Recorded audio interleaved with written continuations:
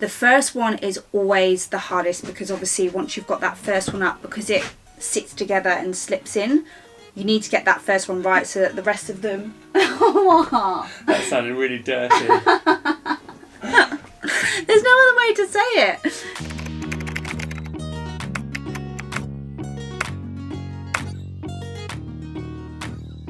Welcome back to our channel, guys. We're James and Alex. For years, we travelled the world until COVID hit, so we decided to buy a bus in Australia and without any experience, build a home on wheels from scratch. We've never done anything like this before. We'll be alright, let's give it a go. In our last vlog, we tackled the floor, and in today's video, we move on to the ceiling. With up to 5 metres in some stretches, stay tuned to see how just the two of us managed to achieve this.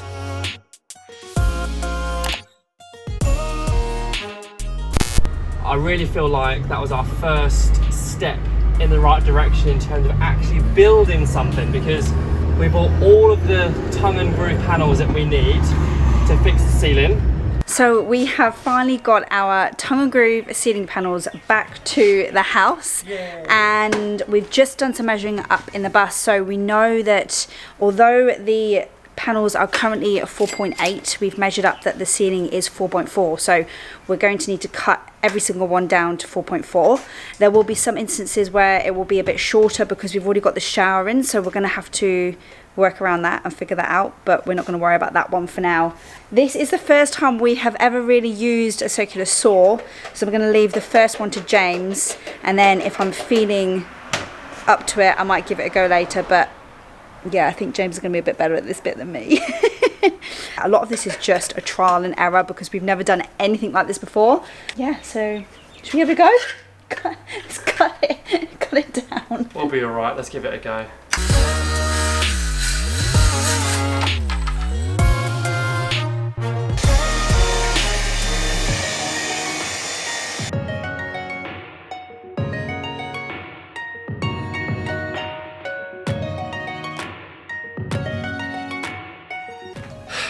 It's deciding if we want to see 2 tongue and groove panels or 1. I think we've decided we're going to have this as what we're going to be seeing. The shiplap design, this bit here, is going to be there. I want to get masking tape and do a line that goes all the way across, so that way we're not going to be off. Yeah. It's going to be exactly all the way down. So what James is doing right now is just double checking what they always say, measure twice, drill once. So we're just going to go through and make marks across the whole ceiling so that it's definitely in a straight line when we get it up. The first one is always the hardest because obviously once you've got that first one up, because it sits together and slips in, you need to get that first one right so that the rest of them... That sounded really dirty. There's no other way to say it. Now I've lost my train of thought. Something about sticks together and slips in. But basically, once that first one's right, then obviously the rest of them are going to fall in line correctly. So the other thing that we did decide to buy from Bunnings was this, which is a retractable hand. It basically acts like a third pair of hands. Somebody recommended for us to get this just basically to hold up in places that we can't because there's only 2 of us. So I'm going to pop it on the end and James will hold the other end, which means I can then move to the middle. So it seems like a really handy tool to have. We'll try and get the first one up now. Let's do it! So most buses or vans will have a skeletal structure all the way down the ceiling. We refer to these parts as ribs, and this is how we attach the panels to the actual bus itself. First of all, we lined up the planks, we measured approximately 2 centimetres in from the edge of the panel and marked it with a pencil. We would recommend making pilot holes with your power drill to avoid splitting the wood and making it easier for the screw to go through the metal. Keep doing this process wherever you feel necessary on the ribs of the bus. Check below in our description a list of materials and the tools we used.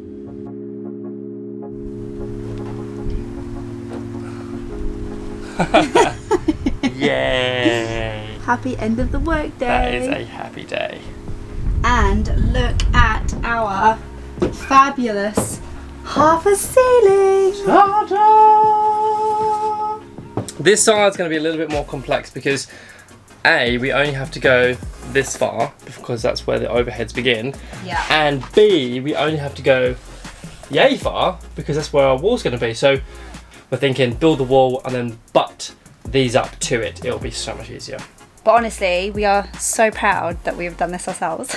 Considering we have no DIY experience. We had never even picked up a power tool. Well, I hadn't. You probably had. I had, but years ago. Like, again, YouTube is fantastic. We've literally YouTubed how to use a circular saw, and long and behold, helpful. There is a video to show you how to use a circular saw.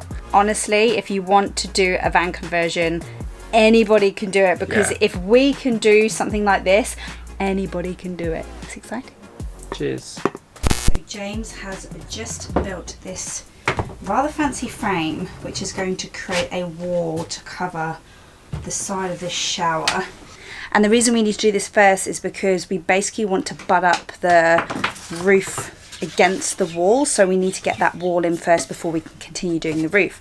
So James has been trying to come up with a way that we can actually create a wall, but we can't just push it up against the shower because of pipes in the cavity. So what the dream is to have tongue and groove sitting across like this, all the way across. Put some pieces going across as well, so it gives us access points to screw into. So I think you've done a fantastic job. I'm very proud of you for coming up. I'm proud of myself too. I'm also very sweaty because it's a very hot day. It's like 30 degrees at the moment.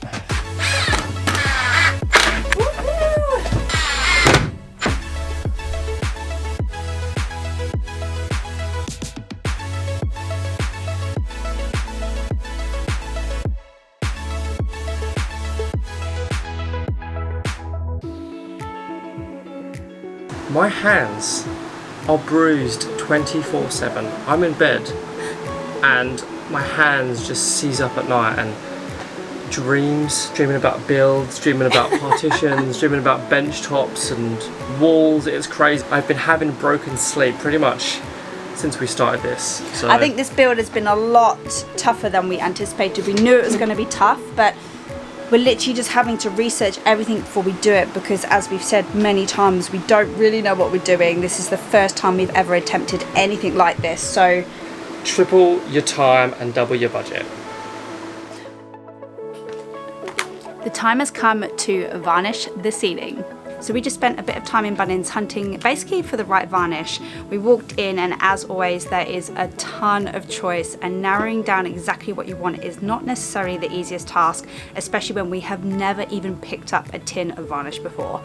So it kind of comes down to really picking a handful of choices, but really whether you want to go with water or oil based. Now we end up going for a water based varnish because basically that's what everyone pretty much recommended. It's easier to clean off your brushes with water, and apparently when it's on it's actually easier to clean off as well, especially for the first time. If you're making any mistakes, it's easier just to wipe off with a bit of water rather than turpentine. The second choice was down to whether we wanted to go for matte, gloss or satin. So this is what we ended up going for. It's Cabot's Cabothane Clear in satin finish. We saw the 2 coats example in the shop and really liked how that colour finished. This only comes in 1 or 4 litres. We're hoping we can get the ceiling and a couple of cabinet doors done in 2 litres. Bit of a gamble. I'm assuming it would be similar to painting, so a bit of a sand down and a wipe down with something like White Spirit. The really good thing about this is it touch dries within 30 minutes and you can recoat within 2 hours. So I'm hoping, if possible, we can get the entire ceiling done today. Fingers crossed.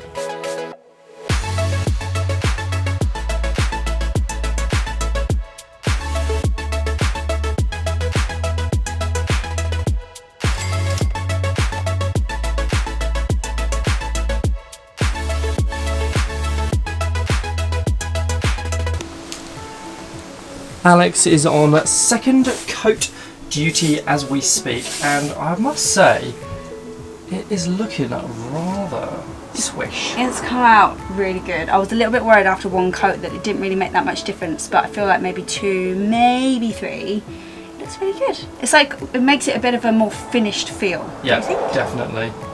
It's nice. It hasn't changed the colour too much because we did opt for the clear. Exactly. And the 2 coats add just a tiny smidge of a sheen and raises the darkness levels of it just like a little bit, which is bit. kind of what we wanted, because Exactly. we were talking about potentially using a stain which would make it darker.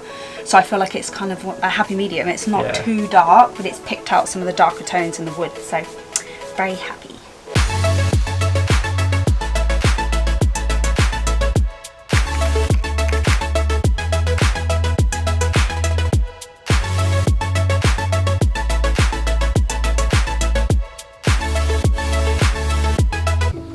it is hot.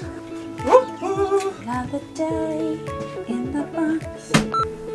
So the other thing we bought was this little handy third hand because, let me start again.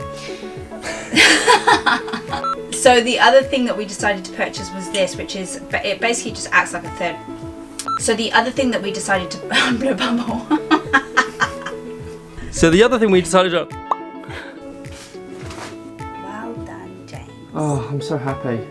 We managed to figure out a way to run a fan, which is fantastic. Fantastic. Oh, I made a joke and I didn't even know it. Just like that. The realities, ladies and gentlemen. That's what I can. And hopefully, I don't know what I'm saying.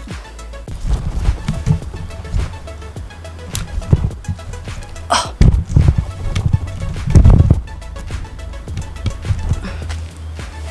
So it literally was as simple as that.